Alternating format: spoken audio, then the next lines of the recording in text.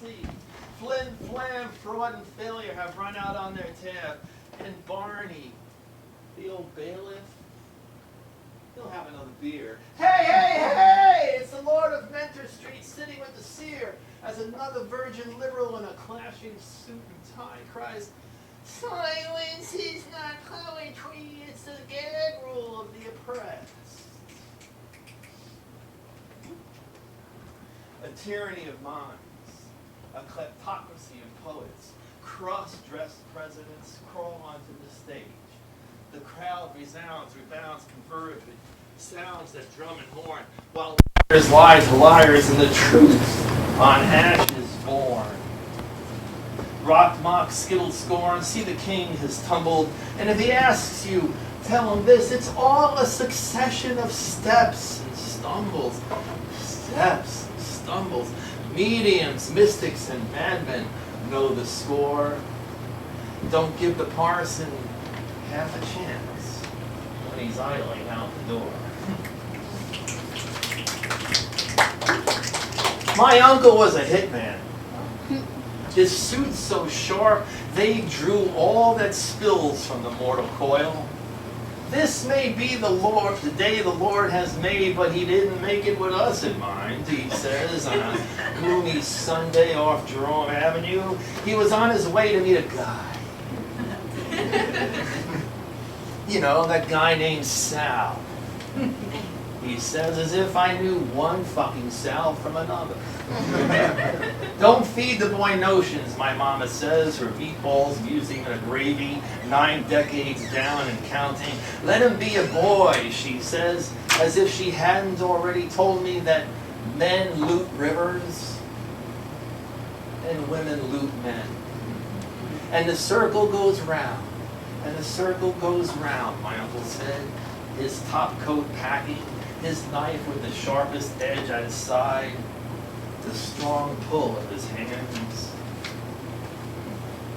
The charming ineptness you've taken to heart dates back to this autumn of 1882, when, in the crimson goodness of Trinity Church, the first of my forebearers panned for poetry and gold amid the gilded squatter. Tipsy Jones moved above the lower barrel like a crackling new current that lit up Pearl Street, like vandal stars fallen from God's busy hands. Through the roil and rumble of a city dividing, he ran his book and wrote his verse neath the hanging tree, where the warm and waning afternoon light was the golden cast of God's smile. In his bowler hat and shabby frock, he took his poems to the hometown papers, rashly establishing a down-the-decades pattern of editorial rejection, down to me, yours truly, who as we speak is weighing those rejections one by one by one. When pennies proved few from Waverly readings, he took whatever poor boy gigs he could gather. Grave digger, sewer rat, muck diver, and wooed almond-eyed Angelina Francesca into marriage. 3 kids and a lot of talk about better days. Workers not loitering, living like thieves. Their children without factory fever. The 5 points without blood, without cholera. Days when the city would no longer digest its own. This is a poem about my cousin Therese, and it's called Walking for Curbside Chinese. Therese was a cute cupcake who moved like combustion through the rubble of any given day, carrying Beethoven's face in her mother's locket. All body and whiplash, she brought the accelerant to the party, rattled her pots and pans like Romans in the cheap seats. Oh, clown, your stingy lewd, she'd lilt like the ringtone of the ghostwriter who failed to serve his sentence. Our messy grace belies desire, she'd inspire with a pill-shaped confidence, evoking her mother, a real bear cat named Emma, who thrived on rumor and cockle shells, kept book of the active verbs employed to broker, bicker, bargain, bits. The heart is our common point of failure, she redact, her gidget flip undoing your tweety tails, her rear view gossip a half-life all its own. A sense of uncertainty increases the odds on even the worst of days, she'd verse. A ball of fire who served no master, culling clown and priest alike. There is so much I can tell you about my cousin Therese, who understood all her consequence, unlike so many of whom I could speak.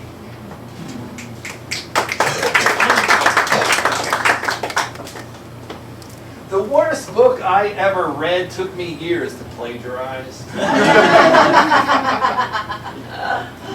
So blame yourselves if it didn't sell. I attempted conflict, but you all shouted me down time and time and time again, like the sad song of trains derailing.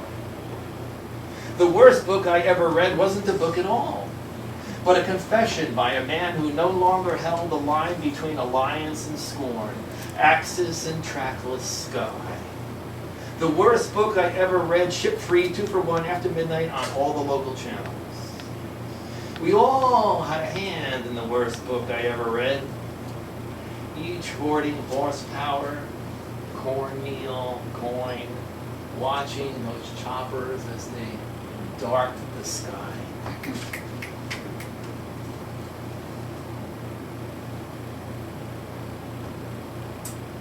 I feel sorry for the younger folks in the audience because this country wasn't supposed to turn out the way it fucking has. I'm sorry that it has. And this is called sideshow. If you, and this is towards the older folks because you're not going to recall all that.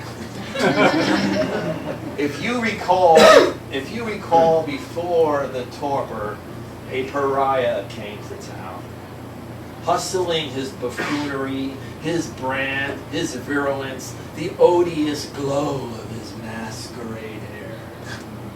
They flocked to the commons to finance his garments, bear aloft his moral flag, French kiss the ground he trod upon. But a society like that, like this, cannot thrive. Yet the pariah who came to town convinced some otherwise. And here on 14th Street we find ourselves on the tired end of history, where liberty works the glory hole. Dark crusades manifest. Evolution shrugs her crepey shoulders. A pariah came to town.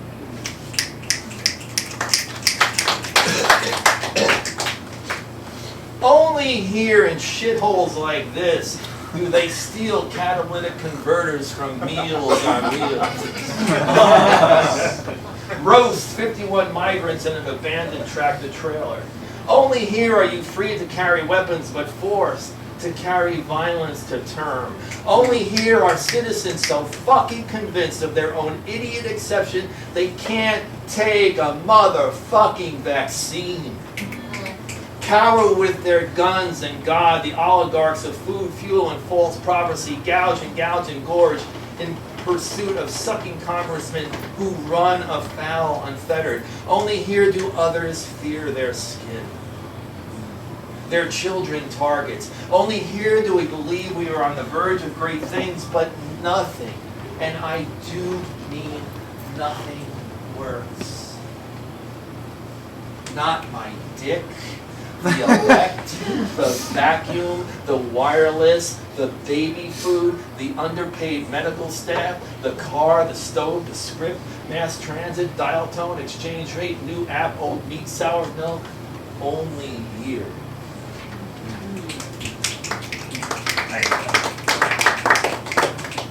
Monday 6, Tuesday fatal, Wednesday 8, Thursday 9, the weekend 10, Monday 12, Tuesday 12, Wednesday 6, Thursday 13, Thursday, Friday 18, Friday, Saturday 20, Sunday school 40, college Monday, market Tuesday, mailman Wednesday, Thursday, May, street Main Street Friday, Friday Mosque, Saturday Temple, Sunday Mormons, Monday 10, Double Down Tuesday, Double Down Wednesday, 14 Thursday, 16 Friday, Saturday Planning, Sunday More, Monday Thoughts, Tuesday Prayers, Wednesday Thoughts, Thursday Prayers, Friday 50, Saturday 60, Sunday, Easter Sunday, Nurses Monday, Blue Plate Tuesday, Wednesday, Thursday 10.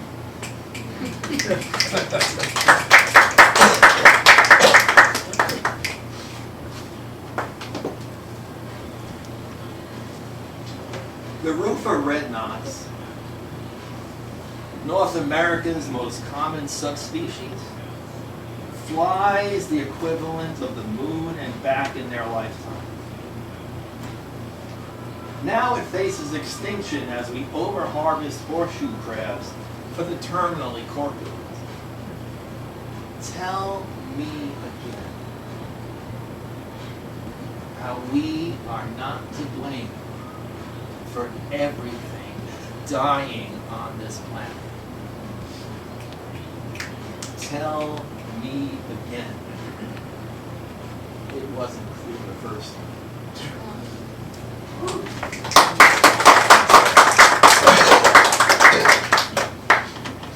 The older folks in the audience will understand this one.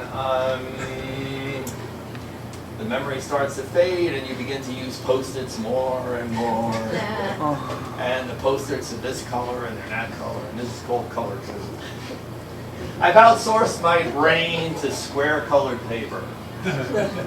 Blue tomorrows, pink and soft purple lilac missions, holding fast upon the fridge. Couple more. My wife and I went out to South Africa for a few weeks, maybe 3 or 4 years ago. And what happens is that after a male is past his studying age, the herd literally kicks him out. And it's like, go away. The studying male goes away, and he's just left to go fade out into the desert and die. And this is called scrub grass.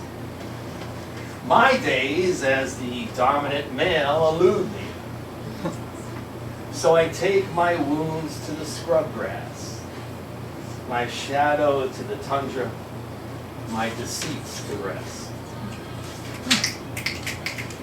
I was building a skyscraper when I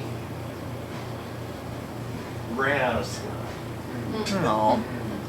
And cozied up to the whereabouts of heaven. Above all our false hosannas, way up in the clouds, where no one speaks, but everyone sings beautifully and in tune. Above the movement of money, gunfights and late-stage cancer. Above grade school body counts and shots per round. Up there, in the blue, beyond wonder, where tomorrow threatens no one, where angels woo the blade.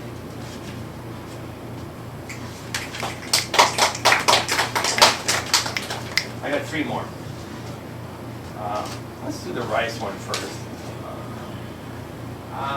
We've all ordered some kind of rice dish from somewhere at some point. We've all made rice at some point. And you know how you start cooking rice over here, but somehow it winds up over there?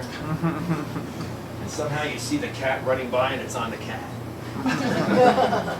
And you see the door running by and it's on the door. Because that's what rice does. But oddly enough, this is called Dad's old cudgel. Whether cooked at home, jasmine bomber, or ordered in, pork fried sticky, rice defies gravity. It just does. Put a spoon, a fork, a ladle into Grandma's moonstone bowl, and a handful of wild grapes when it's scattered to the counter. The floor, your negligee, Dad's old cudgel. A boreal pilaf parboiled sweet on the wall, stuck to the spoon, the sponge, of course. You clean up, but there's more glutinous short grain over by the teapot 6 feet away. Rice on the cat, rice on the dog, rice on the parakeets, flashback wall, Buffy's teacup, basmati baby all over the goddamn place.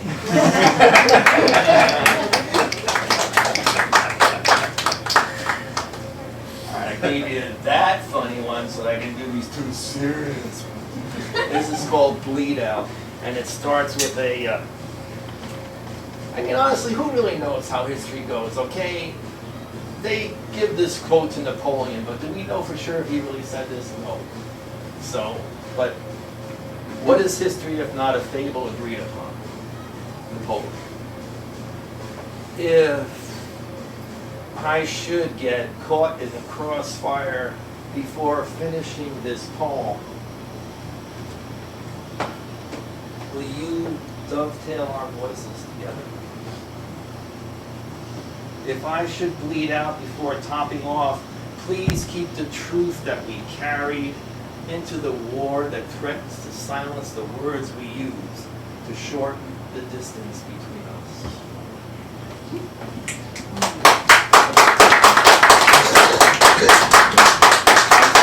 Thanks, man. I'm going to close with this one. And I think this goes for everybody, every one of us in this room. When we write something, we mean it. It's not bullshit. So, this is called Next Line. If it all ends before the next line, that's okay.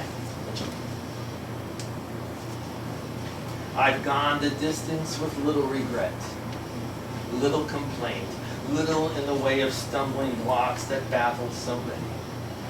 If it all ends before the next line, tell them I meant every word. Thanks.